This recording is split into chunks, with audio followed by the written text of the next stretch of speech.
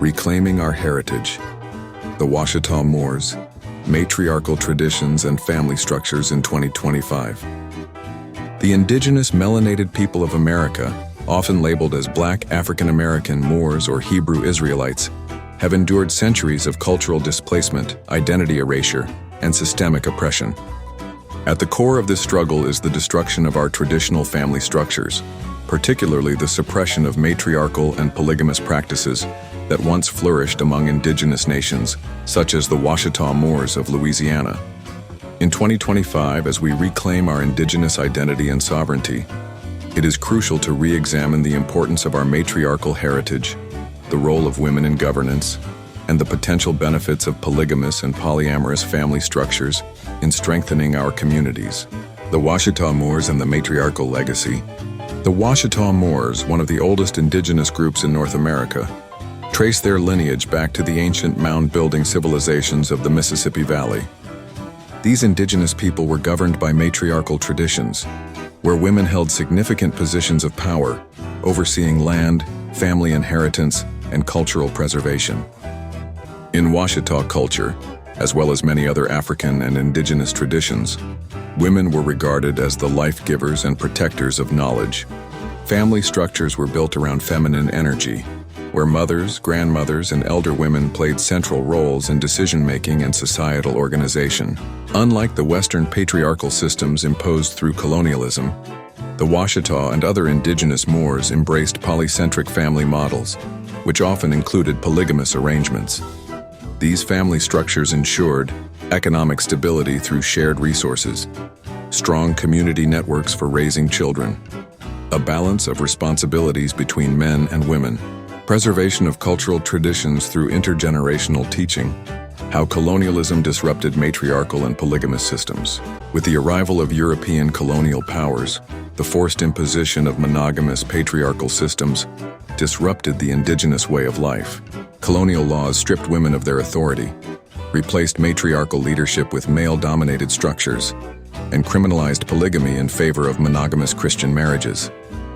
This systematic dismantling of indigenous culture has had long-term consequences. Mass incarceration of melanated men, creating a gender imbalance in communities, destruction of family units leading to single-parent households, loss of economic self-sufficiency, making families dependent on external systems, erasure of indigenous identity, forcing melanated people into labels that disconnect them from their true heritage. As a result, many melanated families have been left searching for ways to rebuild their communities in the face of generational trauma. Why polygamy and polyamory could strengthen the melanated family in 2025. Given the historical suppression of our indigenous structures, it is important to reassess polygamy and polyamory as viable solutions to some of the challenges melanated communities face today. The gender imbalance in melanated communities. One of the most significant challenges in 2025 is the disproportionate ratio of women to men due to systemic factors such as mass incarceration, removing men from households, police violence leading to premature death of young men, economic instability, limiting the ability of men to provide for families. This gender imbalance often results in increased single-parent households, infidelity and hidden polygamous relationships, emotional and financial strain on women, breakdown of strong family structures. By reintroducing polygamous and polyamorous models in a structured and respectful way, melanated communities can create family units that restore economic and emotional balance. Polygamy versus polyamory. Understanding the differences. Polygamy, a structured family system where one person has multiple spouses, commonly a man with multiple wives. In traditional Washitaw and African societies, this ensured economic stability and strong child-rearing support. Polyamory, a more fluid system where individuals maintain multiple consensual relationships without necessarily marrying. This challenges possessive monogamy and allows for broader relationship dynamics. Pros and cons of polygamous and polyamorous relationships.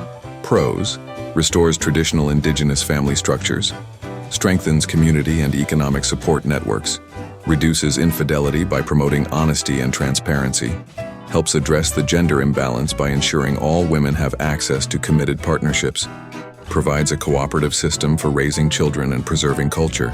Cons: requires emotional maturity and clear communication. Can be difficult to implement without proper cultural guidance. Social stigma due to Western religious